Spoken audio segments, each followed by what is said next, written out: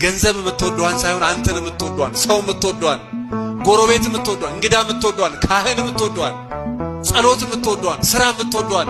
ልባም ሴት ስራ ትወዳለች ይላል መጽሐፍ ቅዱስ። ምን ትወዳለች? ማልዳ ትነሳለች፣ ለባሏም ለልጆቿም ለሰራተኞቿም ምግብ ትሰጣለች ይላል። እስከ 4 ሰዓት ከእንቅልፏ ማትነሳ፣ ስትነሳ ደግሞ ገና ለመሞቅ 2 ሰዓት የሚፈጅባትን አይደለም። አዎ ነቅታ በቃ አይኗ እስኪከፈት 2 ሰዓት የሚፈጅባትን አይደለም። ልክ እሱ ባልየው ከበር ሊወጣ ሲል ልትሄድ ነው እንዴ? እንትየው ነገር ልሰራ ነበር። ልባም ሴት መሆን ቀላል አይደለም። ምን ዋጋ ያስከፍላል። አስተዋይ ሴት መሆን ቀላል አይደለም፣ ዋጋ ያስከፍላል።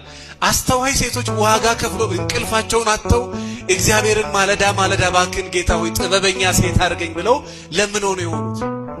ዝም ብሎ ሴት ሁሉም ሴት ነው። ልባሟን ሴት ማን ሊያገኛት ይችላል? ያቺ ራሷ ላይ የሰራች ትምህርቷ ላይ አመለካከቷ ላይ